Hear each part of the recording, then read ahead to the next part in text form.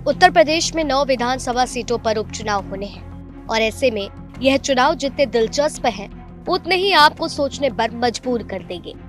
दरअसल यह मुकाबला राजनीतिक जगत के लिए करो या मरो जैसी स्थिति पैदा करने वाला है और इसी तर्ज पर जब बात अलीगढ़ की खैर विधानसभा सीट की आए तो और भी, क्योंकि यह ऐसी सीट है जहां साइकिल अभी तक दौड़ी नहीं। अब ऐसे में हर पार्टी ने अपने प्रत्याशी उतार दिए हैं।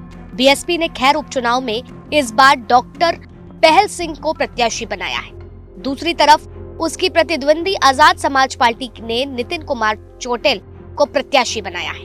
इंडिया गठबंधन ने समाजवादी पार्टी के टिकट पर डॉक्टर चारुकेन अपनी किस्मत आजमा रही है, जबकि सत्तारूढ़ बीजेपी से सुरेंद्र दिलेर चुनावी रण में उतरे हैं। असपा की रणनीति में दलित वोटरों को साधने की रणनीति दिखती है। इसकी वजह है कि खैर में दलित वोटरों का खासा प्रभाव है।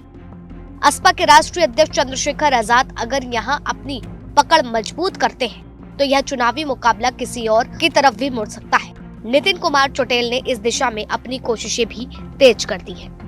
वहीं बहुजन समाजवादी पार्टी की ओर से डॉक्टर पहल ने 2022 चुनाव में मिली सफलता को दोहराने के लिए अपने चुनाव प्रचार की ओर भी मजबूती से साधना शुरू कर दिया है।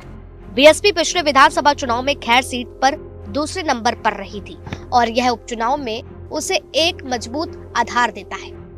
मायावती के समर्थन के साथ डॉक्टर पहल सर्वजन हिताय सर्वजन सुखाय के नारे पर जोर देते हुए नजर आए थे और वोटरों को अपनी ओर आकर्षित करने की कोशिश कर रहे हैं। खैर सीट से समाजवादी पार्टी की उम्मीदवार चारुकेन कोई कसर नहीं छोड़ रही है। चारुकेन फैमिली का लंबा सियासी इतिहास रहा है।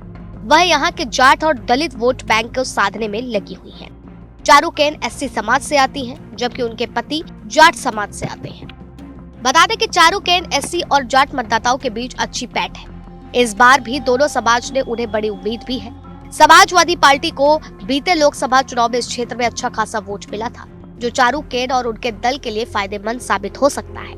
खैर सीट पर बीजेपी के दबदबे की अगर बात की जाए तो इसे कम नहीं आंका जा सकता है। इस सीट पर बीजेपी के अनूप वाल्मीकि साल 2012 से लगातार जीत रहे हैं। बीते लोकसभा चुनाव में अनूप वाल्मीकि ने हाथरस से सांसद निर्वाचित होने पर खैर सीट खाली हो गई थी। अब भारतीय जनता पार्टी ने यहां से सुरेंद्र दिलेर को चुनावी मैदान में उतारकर यहां के उपचुनाव को और भी दिलचस्प बना दिया है। सुरेंद्र दिलेर की अगर बात करें तो दादा और पिता ने खैर क्षेत्र में एक खासा पहचान बनाई है, जिससे उन्हें सहानुभूति वोट भी मिल सकता है।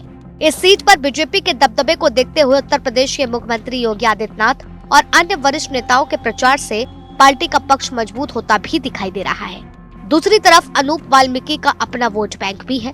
पूर्व मुख्यमंत्री मायावती और आकाश आनंद के प्रचार के बिना बहुजन समाज पार्टी की चुनौती खैर में थोड़ी मांद पड़ती हुई नजर आ रही है, लेकिन दलित और अन्य पिछड़े वर्गों से उनकी पुरानी पकड़ को नजरअंदाज नहीं किया जा सकता है। असपा, बीएसपी, सपा और बीजेपी इस चुनाव में पूरी ताकत झोंक रहे हैं, जिससे यह मुकाबला और भी रोचक होता हुआ नजर आ रहा है। लिहाजा जो सबसे बड़ा सवाल है वो यही सवाल है कि जो इतने वर्षों से सूखा पड़ा हुआ है खैर विधानसभा सीट पर, क्या वाकई समाजवादी पार्टी अपनी साइकिल चला पाएगी या भाजपा फिर से यहाँ पर अपना परचम लहराती हुई नजर आएगी।